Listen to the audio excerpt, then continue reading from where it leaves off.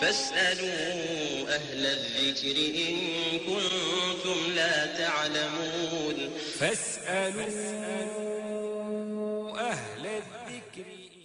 Très ravi de vous savoir, toujours nombreux à suivre ce programme. Assalamu alaikum, chers téléspectateurs, et bienvenue à ce nouveau numéro de votre émission Oustaz Ramadan. Aujourd'hui, nous parlerons de l'impact du doigt pendant le jeûne. Et comme d'habitude, je suis en compagnie de l'imam et enseignant Mustafa Djouba. Imam, salam alaikum. Alaykoum salam wa rahmatullahi wa barakatuh.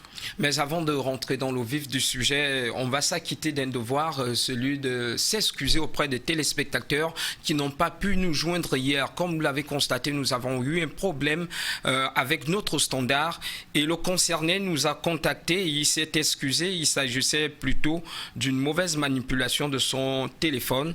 Je vous laisse donc écouter cet audio et on revient juste après pour la première partie de notre émission. On va l'écouter.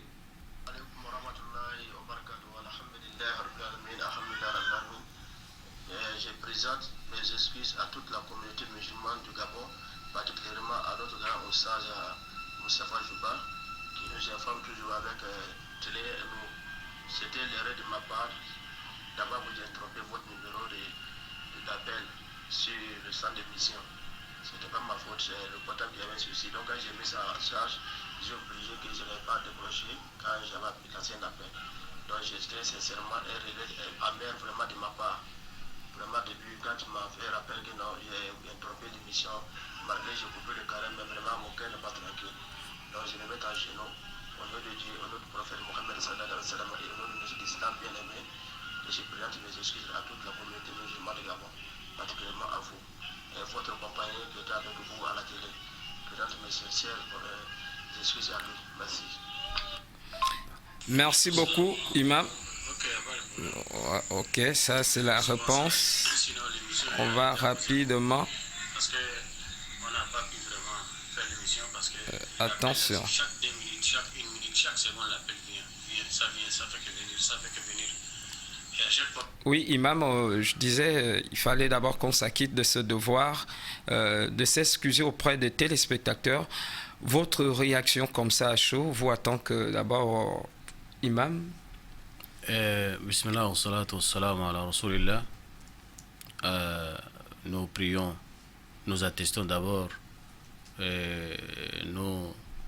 nous attestons l'attestation de la vérité, qu'il n'y a point de divinité hormis Allah, et nous attestons que Muhammad sallallahu alayhi wa sallam est son messager et son serviteur, que le salut et la bénédiction lui soient accordés, ainsi qu'à sa noble famille, ses illustres compagnons, et sur l'ensemble des musulmans qui ont emboîté et qui emboîteront leurs pas sur son chemin jusqu'au jour de la rétribution.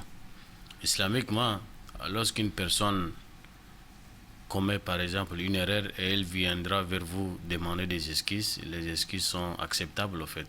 Donc surtout si la personne a reconnu son tort et il vient vers vous demander des pardons, car Allah lui-même il est pardonneur. Il est pardonneur, donc nous lui pardonnons, donc c'est indépendant de sa volonté, c'est une fausse manipulation comme vous avez dit et comme lui-même l'a confirmé. Il a lancé appel et sans qu'il se rende compte, et son téléphone aussi peut-être c'est pas un bon téléphone, il a lancé appel et il est allé brancher le téléphone en charge et donc le téléphone fait qu'il a lancé l'appel au fil du temps, donc c'est là où ça nous a perturbé complètement l'émission d'hier, mais alhamdulillah, qu'Allah lui pardonne et qu'il nous pardonne nous tous. Parce que nous avons aussi essayé de dire peut-être c'est quelqu'un qui est mal intentionné, ainsi de suite. Oui, effectivement. Donc nous lui demandons aussi des excuses de notre part. Peut-être nous avons eu une mauvaise pensée envers lui. Donc mais nous demandons à Allah de nous pardonner nous tous. Et il est pardonné d'avance, Inch'Allah. En ce qui me concerne, je pense que c'est déjà oublié. Alors, Imam, on le disait, aujourd'hui nous parlerons de l'impact du doigt pendant le jeûne. Déjà, savoir quel est l'équivalent que l'on peut trouver, parce qu'ici, je pense que c'est un thème arabe. Quel est l'équivalent qu'on peut trouver au thème doigt? C'est quoi d'abord un doigt? Le doigt, chez nous en arabe ou bien dans la théologie, il y a des mots qui vont dans le sens là. Il y a ce qu'on appelle les doigts, qui veut dire tout simplement en français les invocations, ou les supplications. Les invocations ou les supplications. Alors nous avons un autre thème qu'on appelle al-dhikr, qui va dans le sens des évocations, évoquer. Vous évoquez par certaines évocations. Mais si nous parlons des doigts, les doigts qui veut dire tout simplement l'invocation ou supplication. Bon, la différence entre les deux, l'autre c'est que les doigts, vous demandez ce que vous voulez à Allah. Vous suppliez à Allah ce que vous avez besoin dans votre vie. La santé, l'argent, les enfants, la tranquillité, la promotion, ainsi de suite. Alors les évocations, c'est que vous évoquez Allah. Mais souvent même dans les évocations, on peut aussi formuler la demande. Parce que quand on dit les évocations, ce sont les invocations qui sont déjà sanctionnées par l'islam. C'est-à-dire les prophètes les ont déjà classées. C'est ça qu'on les appelle les évocations. Alors les invocations, c'est que vous-même vous avez l'opportunité de formuler les expressions que vous pouvez demander à Allah avec. Alors, les expressions qui ont été déjà formulées par les prophètes sallallahu alayhi wa sallam, ils vont en guise, par exemple, des évocations ou invocations. Donc voilà tout simplement la différence entre évocation et invocation. Alors pour entrer donc dans le vif du sujet et coller au thème du jour, quel est donc l'impact de ces supplications et de ces demandes de façon générale pendant le jeûne du mois béni de Ramadan? Vous savez, le mois de Ramadan, c'est un mois particulier pour nous les musulmans. Comme nous avons déjà parlé sur ça et nous continuons toujours à parler, car la répétition, c'est la meilleure façon de faire la pédagogie.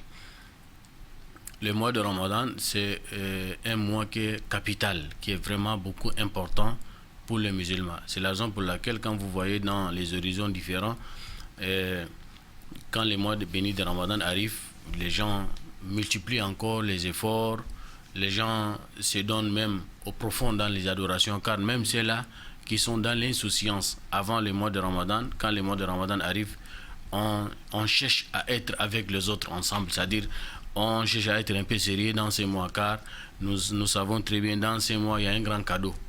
Donc c'est la raison pour laquelle même celui qui est dans l'insouciance, quand les mois bénis de Ramadan arrivent, donc il essaie de s'organiser, d'être un peu sérieux, car pour pouvoir gagner son gâteau, ça part dans ces mois bénis de Ramadan. Et la plus grande chose que l'on puisse avoir à la fin des mois de Ramadan, car nous sommes en exercice, nous sommes en compétition, nous sommes dans les classes des examens, mais à la fin, donc il faudra gagner aussi les prix. Donc le prix, c'est à la fin des mois de Ramadan. Comme le prophète sallallahu alayhi wa sallam l'a dit, qu'il soit humilié ou bien malheur à celui-là qui rentre dans les mois de Ramadan et il sort des mois de Ramadan sans avoir rien gagné. Donc c'est comme si tu es rentré dans la mer et tu sors soif.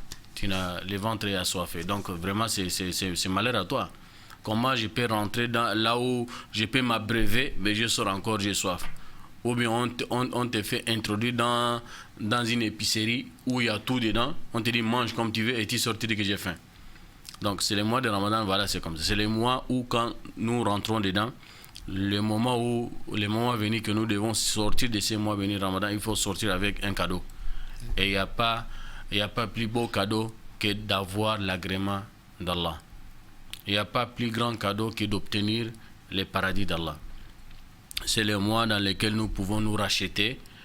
Et en se rachetant, nous allons gagner l'agrément d'Allah. Et lorsque vous avez l'agrément d'Allah, il est probable que vous allez avoir quoi? Le paradis.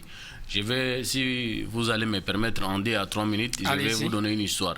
Et le prophète sallallahu alayhi wa sallam nous a dit, lorsque nous disons dans notre thème, l'impact des doigts, des invocations, des supplications dans les mois bénis de Ramadan, car les invocations sont exaucées. Les supplications sont exaucées. Ça veut dire quoi? Ça veut dire vous qui passez les moments difficiles à cause de la santé, à cause de la situation économique, peu importe la difficulté que vous passez, c'est le moment propice de demander à Allah. Car nous sommes dans une adoration en permanence avec Allah. Qu'il soit dans la journée ou dans la nuit, nous sommes en adoration en permanence avec Allah. Et quand un serviteur il est en permanence, il est en contact direct avec Allah, donc il est probable qu'Allah lui réponde toujours favorablement lorsqu'il formule sa demande. Également, nous avons des heures, des moments idoines, que le prophète nous a enseigné, lorsque vous êtes en jeûne, voilà les moments où vous devez cibler ces moments, car lorsque vous demandez à Allah, dans ces moments, vous ne serez pas rejeté. Donc, c'est l'histoire que je voulais raconter. Il y a une femme, elle n'est pas savante en tant que telle, c'est une femme musulmane comme ça, ordinaire comme toute autre femme, mais elle a la foi en Allah. Elle a la conviction que tout ce que les prophètes disent, c'est la vérité. Tout ce que les prophètes disent, c'est la vérité. Donc elle est allée écouter un prêche. Donc elle a entendu les prêcheurs, c'est-à-dire la personne qui est en train de prédiquer le conseil. Il dit, vous êtes dans un mois de Ramadan et pendant la rupture, pendant que vous êtes en train de rompre le jeûne, les invocations sont exaucées. Donc vos invocations sont exaucées. Donc multipliez les efforts. Ne tombez pas dans l'insouciance pendant que vous êtes en train de rompre le jeûne. Il faut être assidu et demander à Allah régulièrement ce que vous voulez durant tous ces mois-là. Donc elle a capté ça dans la tête et elle passe les moments difficiles entre elle et son mari, c'est-à-dire les enfants. Elle passe les moments difficiles. Ils n'ont pas la maison, c'est sans abri. Aujourd'hui, ils sont locataires là-bas, demain c'est là-bas. Tout le temps, on les chasse de la maison à cause de l'impayé de leur loyer. Donc son souci, c'est d'avoir un abri. Elle s'est fait humilier tout le temps. Donc son souci, c'est d'avoir un abri seulement. Donc comme elle a écouté l'imam qui est en train de prêcher, donc durant les mois de Ramadan, vous demandez à Allah, il va vous donner forcément ce que vous voulez. Il va vous donner. Et c'est Allah qui a dit, et c'est Allah qui a promis. Et Allah, quand il promet, il réalise. Bon, ce n'est pas notre cas pour dire pourquoi on demande souvent, on ne gagne pas, on ne gagne pas. On va faire une émission spéciale à cause de ça. Mais si Allah a dit qu'il va vous donner, il va vous donner. Il vous a promis. Donc, si vous êtes sûr de ce qu'Allah a dit à travers son messager, donc c'est sûr et certain que ça va se réaliser. Donc, elle a mis dans la tête, donc à chaque fois, quand le moment de la rupture arrive, elle aligne ses enfants, elle invoque Allah. Son souci, c'est d'avoir une maison. Mais elle a donné le caractère de la maison qu'elle a besoin. Elle a dit, si c'est Allah, on ne demande pas petit, on demande costaud. Si Allah, on ne demande pas petit, on demande costaud. Donc elle dit, moi je suis déjà fatigué pour être humilié tout le temps. Donc je veux que tu me donnes vraiment un château. Ce n'est pas une petite maison, je veux que tu me donnes vraiment une grande maison, balèze, un château. Mais à condition à côté des bords de mer. Là, maintenant, ceux qui ont l'habitude de m'humilier tout le temps, si on me voit vraiment dans une maison balèze comme ça. Avec une vue sur la mer. Avec une vue sur la mer. Donc voilà ce qu'elle a. Et chaque jour, c'est même invocation qu'elle invoque. Elle n'a pas d'autre souci si ce n'est que ça. Son mari, comme il est insouciant, il est là, il écoute, il sabote. Il dit, ah mais toi aussi. Tu vois, moi je n'ai pas le travail, toi tu n'as pas le travail, regarde notre situation et tu demandes une maison. Pas seulement une maison ordinaire, c'est un palais même, un château comme ça là. Qui va te donner? Elle dit, laisse-moi tranquille. Moi, c'est Allah que je demande, c'est Allah que je parle avec lui, c'est pas avec toi. Donc si tu n'es pas d'accord de ce que je vais rendre toi dans la chambre, laisse-moi avec mon Allah. Voilà. Donc lui, il sabote tout le temps à sa femme. Donc jusqu'à ce que, et tout le jour, elle n'a jamais été fatiguée. Elle fait que demander tout le temps. Comme elle a compris que c'est la parole du prophète, la parole des savants, et tout ce qu'Allah a dit, c'est vrai. Elle dit, bon, c'est vrai, donc je demande. Jusqu'à le mois de Ramadan est déjà fini. On n'a rien vu. Donc le mari vient maintenant. Mais où est la maison là? Le mois est déjà fini, on attend la maison. Elle y laisse. Allah a dit qu'il va donner, il va donner. Donc s'il n'a pas donné aussi, peut-être il m'a réservé ça dans le paradis. Donc 1 à 2 semaines après le mois de Ramadan, un bon matin comme ça, le téléphone de son mari sonne. Et c'est une histoire réelle, vous pouvez vérifier, hein, c'est dans un pays arabe. Donc le téléphone de son mari a sonné. Donc c'est un homme qui a appelé. Il dit, ah, j'ai envie de vous rencontrer. Il dit, vous me connaissez? Il dit, non, je ne vous connais pas. Je suis un tel. Et puis c'est un milliardaire, c'est une personne influente dans cette société. Elle est vraiment connue. Il dit, je suis, voilà, un tel. Il s'est présenté. Donc moi, je suis d'abord riche. Et donc mon papa aussi est riche. Donc il a laissé un héritage. Il est décidé, donc ma part, j'ai décidé de faire ça, une sacrifice, une aumône permanente au nom de mon papa. Donc j'ai composé seulement les numéros. Et c'est le vôtre, le numéro. Et quelque chose d'extraordinaire. C'est ce mari qui ne croyait pas. Qui ne croyait pas. Sur Allah lui. est passé par lui pour gratifier la famille là. Effectivement. Et c'est comme ça qu'il est venu, il a indiqué la place, il est venu, il leur a remis une clé. Il dit, voilà, ça c'est votre maison. Il a pris, il a mené vers la maison. Le mari, quand il a vu la maison là, il était émerveillé. Il ne sait pas quoi dire. Il est venu, il a pris la femme. Elle est allée visiter la maison. La femme n'était pas contente. la maison remplie, la maison, elle est textuelle de la même façon qu'elle a demandé Allah, concernant les cas de la maison. Mais la femme n'était pas contente, parce que l'emplacement de la maison n'était pas pareil là où elle avait demandé. Elle avait demandé la maison en bordure de mer. Mais là où elle a trouvé la maison, c'est dans une ville, parce que là où il vivait, il n'y a même pas la mer. Donc elle n'était pas contente, elle dit non, il y a quelque chose, il y a un défaut. Mais elle n'a pas accusé Allah, elle dit c'est elle-même. Elle dit non, la façon dont j'ai demandé à Allah là, c'était pas correct. Parce que quand j'ai demandé à Allah, moi, l'imam qui a parlé là, il a dit que Allah va nous donner exactement ce que nous avons demandé. Mais il m'a demandé il m'a donné la moitié. Moi j'ai demandé la maison, oui c'est la maison, mais où est le bord de mer? Donc il dit non, elle ne rentre pas dans la maison là, il faut qu'on doit d'abord corriger l'erreur qu'elle a fait en demandant à Allah. Pourquoi Allah donne la moitié? Donc c'est comme ça qu'elle allait voir encore l'imam là. Elle a dit, ah imam, voilà j'ai un problème parce qu'avant le mois de Ramadan, je suis venu assister à l'un de vos prêches. Donc vous avez dit comme ça, comme ça, comme ça, et j'ai mis ça en pratique. Et effectivement, Allah m'a donné ce que je veux, mais il m'a donné incomplet. J'avais demandé la maison à côté des bords de mer, mais il m'a donné la maison, mais il n'y a pas la mer à côté. L'imam là, il a baissé la tête comme ça, il est en train de pleurer. Il a vraiment pleuré. Il a dit vraiment ma sœur, tu es meilleure que moi. Tu es beaucoup plus meilleur que moi. Car Allah t'a répondu favorablement, directement à ce que vous avez demandé. Mais rassure-toi que la maison qu'Allah t'a donnée là, il faut aller vérifier à côté de la mosquée, à côté de la maison, est-ce qu'il n'y a pas une mosquée à côté? Ouais. Effectivement, quand ils ont allé vérifier, une mosquée à proximité de la maison. C'est-à-dire la mosquée, elle est à peu près à 4 à 5 mètres seulement de la mosquée, de la maison. Il y a une mosquée collée avec la maison là. Donc les savants lui a dit, c'est la mosquée là qui est à la mer. La mer que vous avez demandé, bord de mer là, c'est la mosquée là. Elle dit, mais comment la mosquée? Je ne comprends rien. Moi, je cherche de l'eau. Oui, je cherche de l'eau, il faut que la maison doit être bien emplacée. Donc, les savants lui disent, le prophète sallallahu alayhi wa sallam disait, أرأيتم لو أن نهرا بباب أحدكم يغتسل فيه كل يوم 5 مرات هل يبقى من درنه شيء؟ قالوا لا يبقى من درنه شيء. قال فكذلك مثل الصلوات الخمس يمحو الله بهن الخطايا. Le prophète disait, si l'un de vous a une fleuve devant sa maison, une fleuve devant sa maison, chaque jour il se baigne, il se lave dedans 5 fois par jour. Est-ce qu'on va qualifier cette personne-là sale? Tout le jour, il se lave 5 fois par jour. On ne peut pas le qualifier comme une personne sale. Oui. Et les prophètes disaient c'est comme les 5 prières quotidiennes. Les 5 prières quotidiennes, effectivement. La personne qui effectue les 5 prières quotidiennes à la mosquée, il sera exempté de tous ses péchés. Donc voilà, la mosquée là, c'est la mère pour votre mari afin qu'il va s'attacher avec son cœur. L'impact des doigts dans les mois de Ramadan, c'est très important, ne négligez pas. Vous êtes dans un moment propice, dans un moment idoine afin que chacun et chacune d'entre nous, nous allons formuler nos doléances à Allah.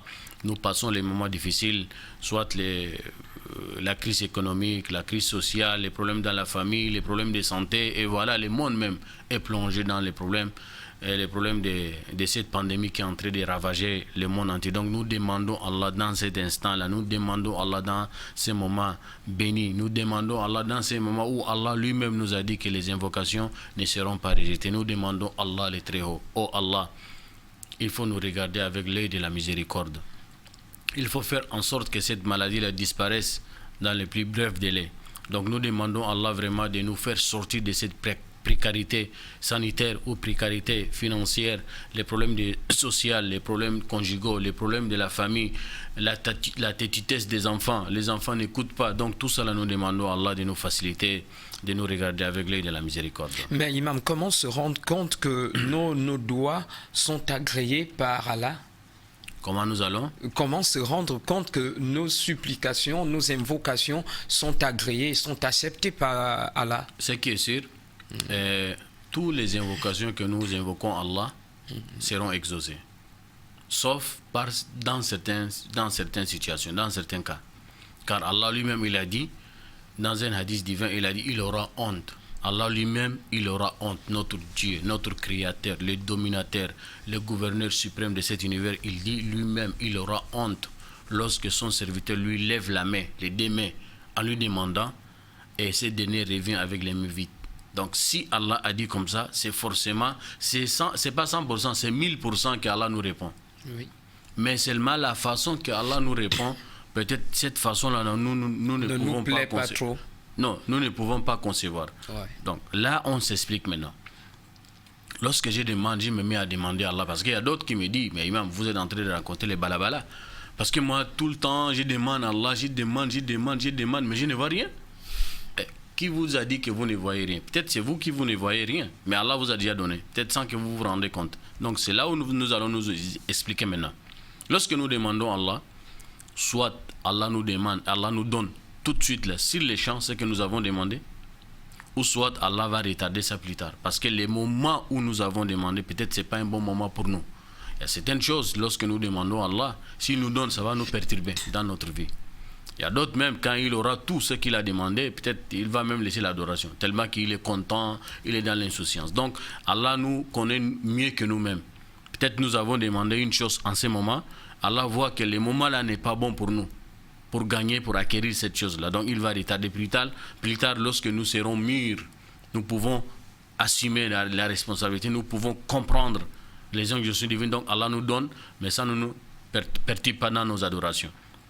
Donc soit Allah nous donne tout de suite là, ou soit Allah retarde ça plus tard. Ou soit Allah ne nous donne pas ce que nous avons demandé maintenant, il va reporter ça dans l'au-delà. Il voit que ce que vous avez demandé c'est bien, mais c'est pas bon pour vous dans votre vie. Ça là c'est pas bon, parce qu'il y a certaines personnes, parce que tout le monde demande l'argent. Tout le monde demande l'argent. S'il voit qu'il te donne l'argent là, c'est pas bon avec toi. Et tu deviens orgueilleux. Tu deviens orgueilleux, tu deviens hautain. Ouais. Donc là il voit que non, là, ça va te gaspiller, c'est pas bon. Donc c'est préférable pour toi de vivre comme ça. Et il te réserve tout ce que tu as demandé là, il t'a donné, mais il te réserve ça dans l'au-delà. Donc là-bas c'est bon. Ou bien Allah ne donne pas ce que vous avez demandé aujourd'hui, ni demain, ni il va réserver ça dans l'au-delà, mais il te change par ce qui est meilleur. Par exemple, vous avez demandé à Allah, j'ai besoin d'une voiture. Vous avez donné le caractère de cette voiture-là. Il voit que s'il vous a donné cette voiture-là, vraiment c'est pas bon pour vous. Vous allez avoir l'accident, vous allez avoir beaucoup de problèmes. Il vous épargne d'un problème, un problème grand qui vous avez demandé 20 millions. Il peut vous donner les 20 millions sans problème. Mais il voit qu'il y a un grand problème qui est en train de venir. Même les 20 millions ne peuvent pas arranger ce problème. Même les 20 millions qu'il vous a donné maintenant là, ne peuvent pas arranger ces problèmes-là. Donc il préfère d'écarter les problèmes-là et vous priver les 20 millions. Ou bien Allah ne vous demande, il ne vous donne absolument rien du tout. Et ça, c'est vous la cause. Parce que pour que Allah nous donne ce que nous demandons, il faut d'abord remplir les critères. Ouais. Les critères, c'est de manger les halal, de boire les halal et porter les halal. Vivre dans les halal. Vous mangez ce qui n'est pas bon. Vous êtes un bandit. Vous volez l'argent des autres. Vous escroquez l'argent des autres. C'est avec ça que vous nourrissez. Vous vous nourrissez. C'est avec ça que vous mangez, vous buvez, vous portez les habits. Donc, quelle qu'en soit la supplication que vous allez demander à Allah, ça ne sera pas accepté, ça sera rejeté automatiquement. C'est pas moi qui l'ai dit. Il ne faut pas que les téléspectateurs vont dire, mais il est dur avec nous là. C'est pas moi qui l'ai dit, c'est le prophète qui a dit. Il avait vu une personne à lever la main. Allez-y, maman. Il avait vu une personne qui a levé la main pour demander à Allah, et il a vu que la personne est en train d'invoquer une bonne invocation. Et le prophète il a dit non, il ne sera pas exaucé, car il a dit il mange les halal, il mange les haram, il boit les haram, il se nourrit avec les haram. فَأَنَّا يُسْتَجَابُ لَهُ.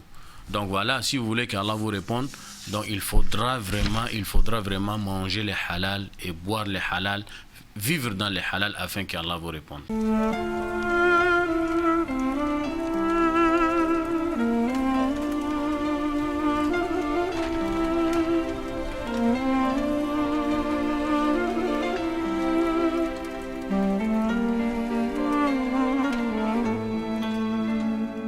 يا نور الهلال أقبل تعال فالشوق طال والقلب سما نحو السماء